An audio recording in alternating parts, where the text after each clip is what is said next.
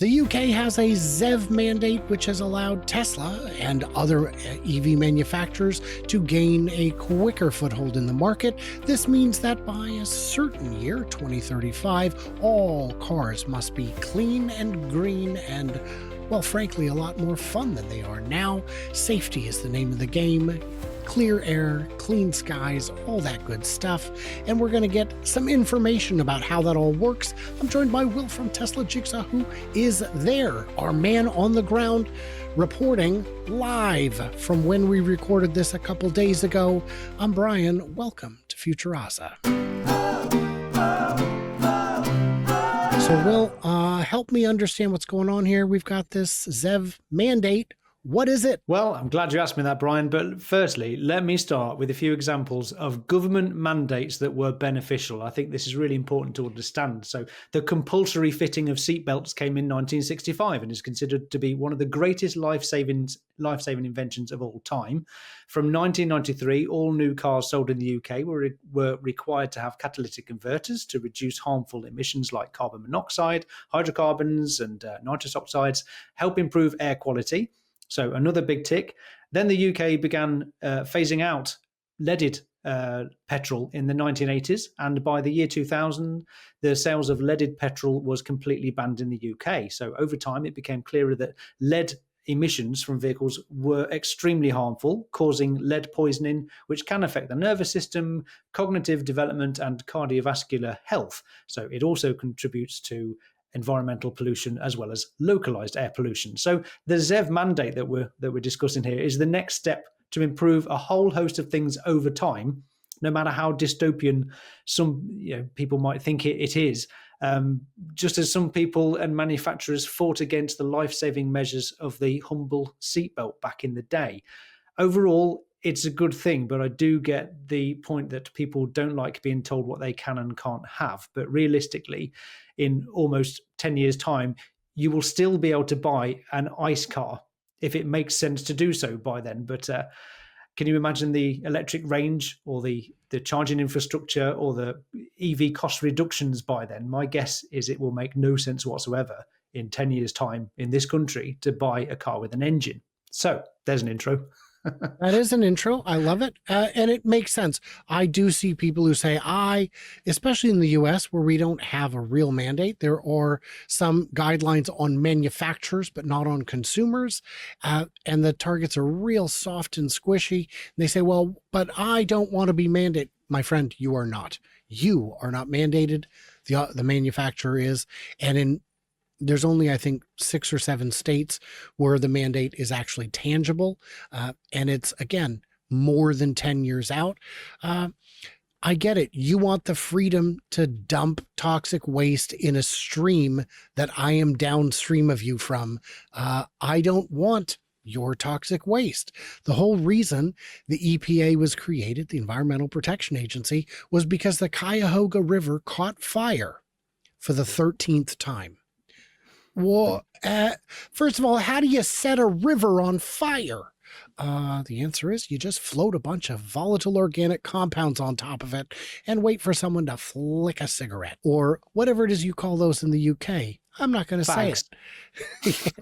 Well, I know some of the slang is different. So when I was in Farnborough, I had with me a fanny pack, and I understand fanny means something different. So I asked these 2 gentlemen who worked at the event, I said, what do you call this if not that? Because that sounds obscene. Do you call it like a Gucci coochie? And the older gentleman didn't get the joke. The younger gentleman thought that was the funniest thing he'd heard in a while. That's good. I like that. Yeah, I spent some time on it. I tried to find a better one, but very proud of that. What are we talking about? The ZEV mandate now. Well, let me explain a little bit of what's going on. So by 2030, 80% of new cars and 70% of new vans sold must be zero emission. And that includes hybrids, by the way. Good, obviously. By 2035, all new cars and vans sold must be zero emissions. But let's start with last year, because this is interesting. In 2024, 22% of car manufacturers' sales needed to be EVs. Otherwise, up to £15,000 fines for each ICE car sold over that percentage would be applied.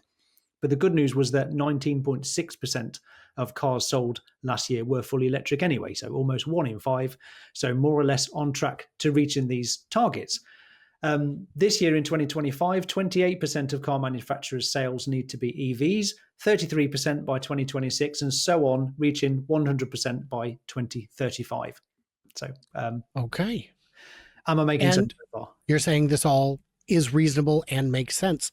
I did want to point this out. This one's got kind of a funny one. The UK now has the most ambitious regulatory framework for the switch to electric vehicles of any country in the world. So they claim on gov.co.uk, if you want to have a look here. But is it? Because looking at, it says right here, it is the most ambitious regulatory framework for the switch to electric vehicles of any country in the world.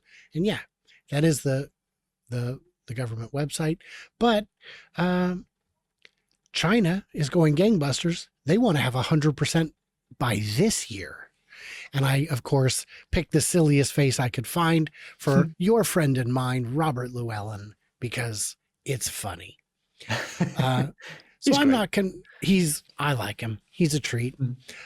It was fun. There was a gentleman who posted saying, oh, by the way, you should check out Brian's channel.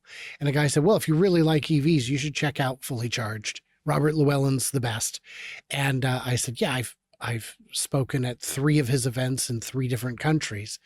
And the other guy said, oh, you mean like this? And it was a video of them together. It's like everybody knows who Robert Llewellyn is. And if you don't, catch up.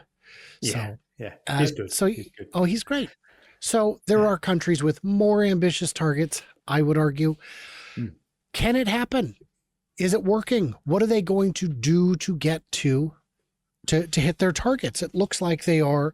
It looks like the UK is being agnostic to where the car is manufactured, while other countries are limiting the importation of Chinese EVs. You've got a bunch of Chinese EVs to choose from, or MG. Do you have Polestar?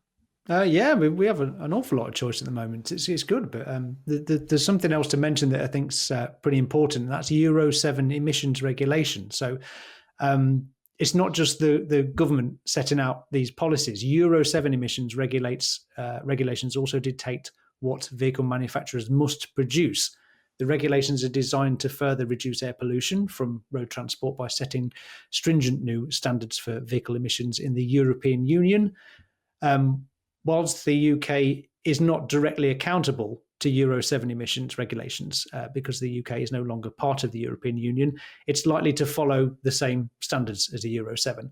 As a country that manufactures cars at a fraction of our former glory, I might add, the vehicles we produce for export to Europe need to meet these regulations anyway. So this is not all just a government mandate to get everyone out of internal combustion engine cars. We do export vehicles. They must comply to European regulations too. And then there's ZEV manufacturer credits, which are like, the rewards given to car companies for selling zero emission vehicles. They get more credits if their cars can go further on a single charge, which I didn't know that was a part of it. Companies need to earn enough of these credits each year based on how many cars they sell overall. And if they don't, they can buy credits from other companies or pay a fine, which I mentioned earlier was going to be £15,000 per vehicle over the percentage limit, which is huge, isn't it? These credits can be saved for later, traded or sold. So as we know, Tesla's been giving them to other companies for a rather nice profit. But obviously, as more car makers produce electric vehicles, the need for these credits will go down over time, won't they? Yes. Yeah. And so, there can be. Do you still have the Nissan Leaf factory? Do you know? Is it still operational? Yes, I believe so. I don't I know. don't know. I might have to check that one. Yeah, It was. interesting. If so, they would have the ability to sell credits. Hmm. Here's a question I get all the time. If EVs are so good, why do they have to be forced on us and subsidized? Well, for a start, they're not subsidised in the UK. We don't get any extra benefits apart from if you live in a flat, you get a £300 credit for a charger. Credit. That's useful, isn't it, for most people in the UK? And nothing else has been subsidised. The electricity costs are still 20% VAT at the charging, all the charging infrastructure, not in line with the home electricity VAT rate of 5%. That should come down in line. That would be a helpful government incentive.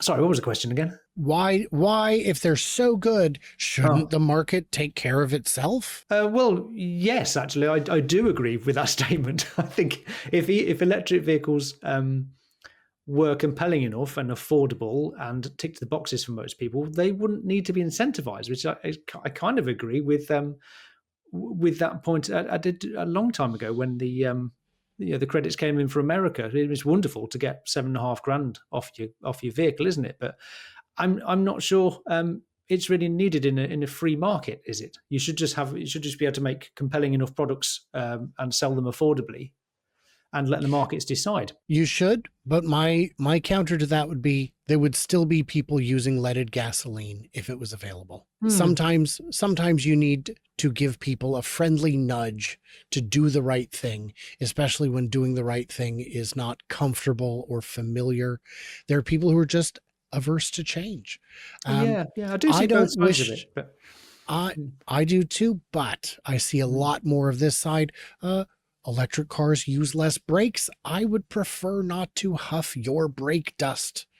The same with, exhaust and all the other things. All right. Well, guys, in the comments, what did we miss? What do we misunderstand? Head on over to Tesla Jigsaw, see what Will's up to. He's got quite a few great videos. His Cybertruck coverage was amazing, but he's out there grinding away, doing the good work, spreading the gospel, as it were, and we appreciate it, and I appreciate your time. Everybody out there, like, subscribe, do what you do, leave a comment. I require it sometimes because it just is great and it's fun. And stay tuned, stay juicy. I cannot wait to hear from you, clever robots on the flippity flop.